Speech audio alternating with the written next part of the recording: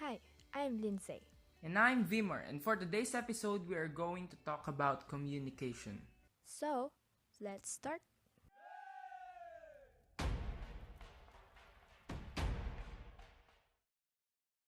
Do you ever talk to someone and they're speaking so fast to the point you cannot understand what they're saying anymore?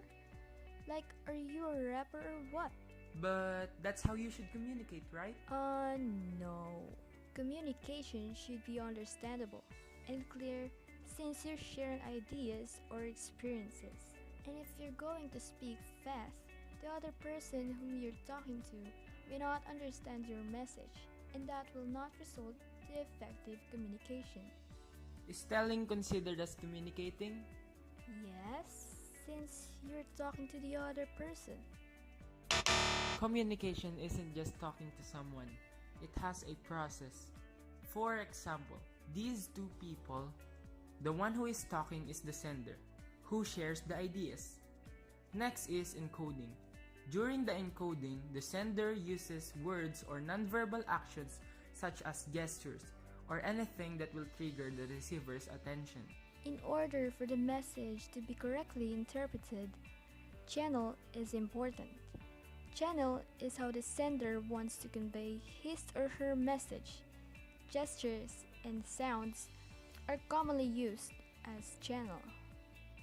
The person whom the sender is talking to is the receiver. The receiver is the one whom the message is intended. Decoding is where the receiver will interpret the message of the sender. Effective communication will only happen if the receiver understands the message of the sender. Last is the feedback. This is important to ensure if the receiver correctly interpreted the message. It can be nonverbal or verbal. If the person uses gestures like waving to say hello to you, do you think he or she is communicating? No. In order to communicate, you must say it in words. The person is communicating. Communication is not just about communicating verbally. The communicators can express themselves verbally or non-verbal. On the other hand, a person is communicating verbally if the message is conveyed through gestures, facial expressions, vocal cues, and etc. Now, let's go to the elements of communication. We have 9 elements, which are the following: sender, message, encoding, channel, decoding, receiver, feedback, context, and barrier. Let's talk about the sender. Just like what we said a while ago, we discussed the process of communication. The sender is the one who shared the information. He or she is the one who has the chance to speak. The message is the information shared. It is what you talk about. The message can be conveyed verbally or non-verbal. Encoding is converting of the message into actions or words. Channel refers to how the sender conveyed the message. How the receiver interprets the message conveyed by the sender is called decoding. We call the recipient of the message as the receiver. After the receiver received the message, a feedback should be provided. It is the response of the receiver. Next element is context. It is the environment where communication took place. And the last is the barrier. The barrier is how the conversation flows. You watch a news on TV. It informs you what is happening to the surrounding right now. Do you think that is communication? No, since that is only a news. That is communication also. That kind of communication is what we call the linear communication. When we say linear communication, the sender is the only one giving information while the receiver doesn't need to respond. Linear communication happens with the sender preparing the information.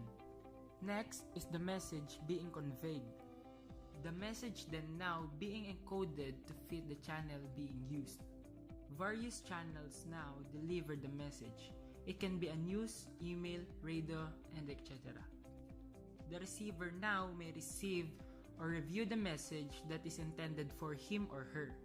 Linear communication is not just the only model communication has. We also have interactive communication. In interactive communication, the conversation is a two-way process. A feedback is needed. For example, you may respond to the question your professor asked you, or you can ask your friend where is their house. Each participant may change roles as sender and receiver in order for the communication to keep going. Another model of communication is transactional model of communication. In this model, instead of labeling the participants as sender and receiver, we call them communicators. This model describes communication as a process to generate social realities. In short, we communicate to form a relationship. In this model, the participants are simultaneously senders and receivers.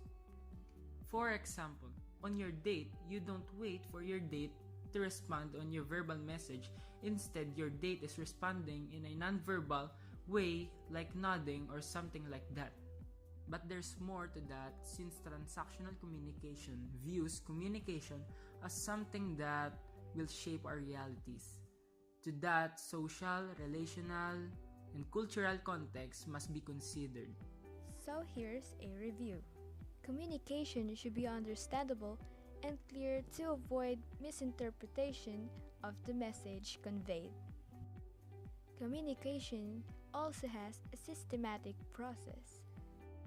These processes are sender, message, encoding, channel, decoding, receiver, and feedback. We also have the 9 elements of communication, which are sender, message, encoding, channel, decoding, receiver, feedback, context, and barrier. And we have 3 communication model. The linear model of communication that describes the communication as a one-way process, in which the receiver doesn't need to respond. The interactive model of communication that describes communication as two-way process, where the participants alternate position as sender and receiver. And lastly, the transitional model of communication, which describes communication as a process where communicators generate social realities. So, that's it for today.